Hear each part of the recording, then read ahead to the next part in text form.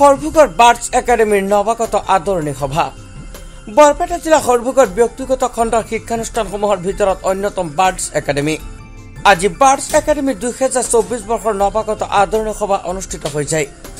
এই নৱাগত আদৰণি সভাত NKTVৰ কনসাল্টিং এডিটৰ প্ৰণয় বৰদলৈ আৰু জলকৰ এলভিছ আলী হাজৰিকা উপস্থিত থাকে।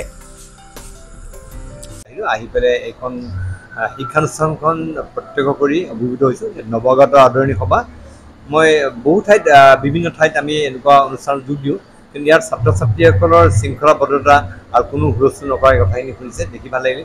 আৰু এই শিক্ষানুষ্ঠানখনৰ সামগ্ৰিক পৰিৱেশে মোক মুগ্ধ কৰিছে।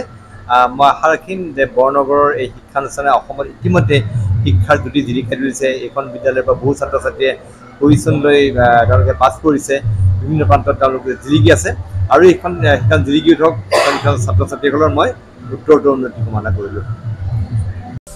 সৰভোগৰ পৰা শহীদুল আলী ৰিপৰ্ট DH365।